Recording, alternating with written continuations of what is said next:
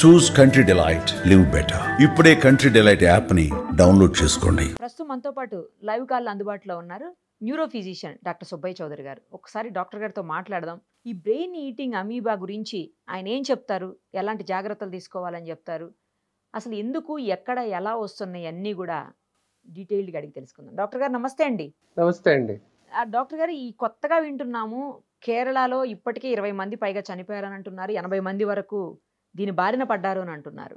అలాగే ఇక్కడ కూడా వచ్చింది అని అంటున్నారు హైదరాబాద్ వరకు. సరే, ఇక్కడికి వచ్చిందో రాలేదో తర్వాత విషయం, కానీ బట్ అసలు ఆ బ్రెయిన్ ఈటింగ్ అమీబా అనేది ఏంటి, ఎందుకు అది బ్రెయిన్ మాత్రమే తింటుంది, దానికి మెడిసిన్ లేదా, ఒకవేళ ఉంటే ఎందుకు మరణాల వరకు కూడా మనం చూడాల్సి వస్తుంది? సో ఈ బ్రెయిన్ ఈటింగ్ అమీబా అనేది దాని నెగ్లేరియా ఫోలేరియా అంటారండి. ఇదొక ఎమీబా, ఇది పారాసైట్.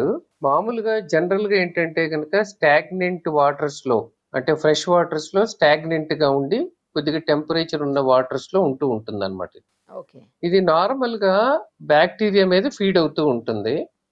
అనుకోకుండా కొన్నిసార్లు మన మనుషుల్ని ఈ స్విమ్మింగ్ చేసేవాళ్ళు, లేకపోతే నేసల్ ప్యాసేజెస్ క్లీన్ చేసుకున్న ద్వారానో, అంటే అన్స్టెరిలైజ్డ్ వాటర్ మూలన, దాని ద్వారా ఈ ప్రోటోజోవా మనిషిలోకి ఎంటర్ అయ్యి బ్రెయిన్ అటాక్ చేసి మెనింగో ఎన్సెఫలైటిస్ అంటే మెదడు వైపు లాగా వస్తుంది అనమాట. ముఖ్యంగా ఇది ఎప్పుడు వస్తుందంటే ఈ స్విమ్ చేసే వాళ్ళకి, లేకపోతే నేసల్ ప్యాసేజెస్ అంటే ముక్కు రంధ్రాలకి సైనసెస్ క్లీన్ చేసుకునేటప్పుడు ఈ అన్స్టెరిలైజ్డ్ వాటర్ వాడటం వల్ల దాని ద్వారా వెళ్ళే అవకాశం ఉంటుంది. మెదడు వైపు లక్షణాలు అంటే తలనొప్పి, వామిటింగ్స్ అవటం, తర్వాత స్పృహ తగ్గటం, ఫిట్స్ లాగా రావటం లాంటి, అంటే మెడ నొప్పి, ఇలాంటి లక్షణాలు కనపడుతూ ఉంటుంది ఈ వ్యాధి సోకిన వాళ్ళకి అన్నమాట.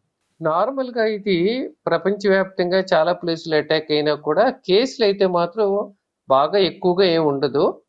అయితే ఇది ఒకసారి అటాక్ చేసిందంటే చాలా ర్యాపిడ్గా స్ప్రెడ్ అవుతుంది.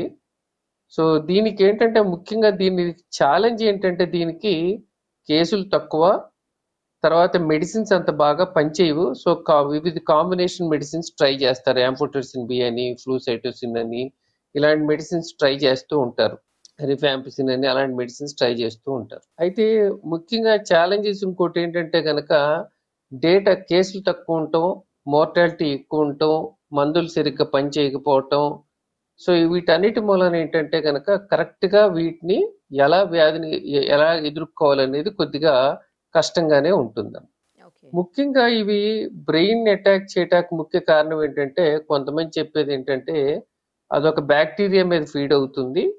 ఆ బ్యాక్టీరియా పంపించే సంకేతాలు లాగానే బహుశా బ్రెయిన్ సెల్స్ నుంచి కూడా వస్తూ ఉండగా ఈ బ్రెయిన్ సెల్స్ ని అది డిస్ట్రాయ్ చేసి మళ్ళీ దాంట్లో నుంచి వచ్చే లిబరేట్ అయ్యే ఎంజైమ్స్ వల్ల బ్రెయిన్ ఎఫెక్ట్ అవుతుందని చెప్తూ ఉంటారు.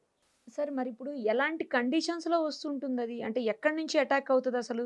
ముక్కులో నుంచా, లేకపోతే నోట్లో నుంచి కూడా అటాక్ అవుతుందా? ఒకళ్ళ నుంచి ఒకళ్ళకి కూడా స్ప్రెడ్ అవుతుందా? ఇది ముక్కు ద్వారానే స్ప్రెడ్ అవుతుంది.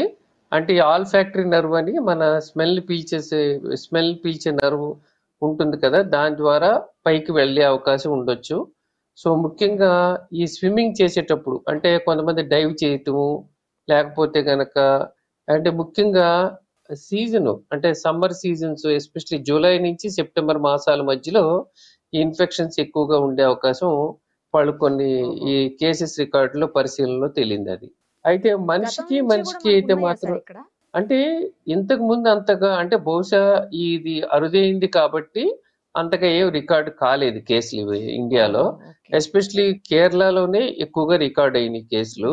సో మిగతా దేశాల్లో అంటే బహుశా మరి కారణం తెలియదు, కానీ వాతావరణ పరిస్థితులు ఉండొచ్చు, లేకపోతే కనుక ఎక్కువ పాండ్స్ ఈ ఫ్రెష్ వాటర్ ఉండటం మూలన, దాని మూలన అంటే స్టాగ్నేషన్ ఉండటం మూలన, దాని మూలన అయి ఉండొచ్చేమో, కానీ ప్రత్యేకంగా అదే ప్రదేశంలో ఉంది అనేది చెప్పడానికి అయితే కారణం ఇది మితంగా అయితే ఏం లేదు. మనిషి నుంచి మనిషికి అయితే అంత ఈజీగా సంక్రమించదు కదా సార్? లేదు, మనిషి నుంచి మనిషికి సంక్రమించే ప్రస్తుతానికైతే అలాంటిది ఏమీ ఆధారాలు లేవండి.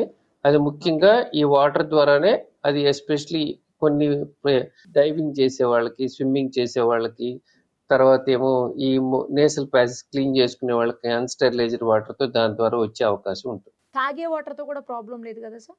లేదు, లేదు, దాంతో తాగే వాటర్తో ప్రాబ్లం లేదు ఇప్పుడు వరకు. దీని ప్రకారంగా ఏదైనా కూడా మనం తాగే వాటర్ జనరల్గా శుభ్రమైన వాటర్ తాగుతూ ఉంటాం కాబట్టి, ప్లస్ ఎక్కడ పడితే అక్కడ వాటర్ తాగరు కాబట్టి దాని వల్ల ఛాన్స్ ఉండదు. ప్లస్ తాగటం వలన వస్తుందనే ఆధారాలు ఏమి లేవు. అంటే ఇది నాజల్ నుంచి డైరెక్ట్ గా వెళ్ళిపోతుందా సార్ బ్రెయిన్ లోకి అయ్యా, అటాక్ అయిపోతుందా? నేజల్ ప్యాసేజెస్ లోంచి పైకి పాకుతుందని చెప్పి చెప్తారనమాట. అది ఆ విధంగా వస్తుందని. వెళ్ళిన తర్వాత కేవలం బ్రెయిన్ ని ఎందుకు అటాక్ చేస్తుంది సార్ అది? అదే చెప్తారు కదా, అంటే అది ఒక బ్యాక్టీరియా మీద ఫీడ్ అవుతూ ఉంటుంది. ఆ బ్యాక్టీరియాకి సంబంధించిన అలాంటి కెమికల్ మెసెంజర్స్ ద్వారా బహుశా బ్రెయిన్ సెల్స్ కూడా పంపిస్తూ ఉండొచ్చు. అందుకని దానిలాగా అది ఆ కెమికల్ మెసెంజర్స్ కి అట్రాక్ట్ అయ్యి బహుశా బ్రెయిన్ సెల్స్ మీద ఫీడ్ అవుతూ ఉంటాయని ఒక థియరీ ఉందన్నమాట అది.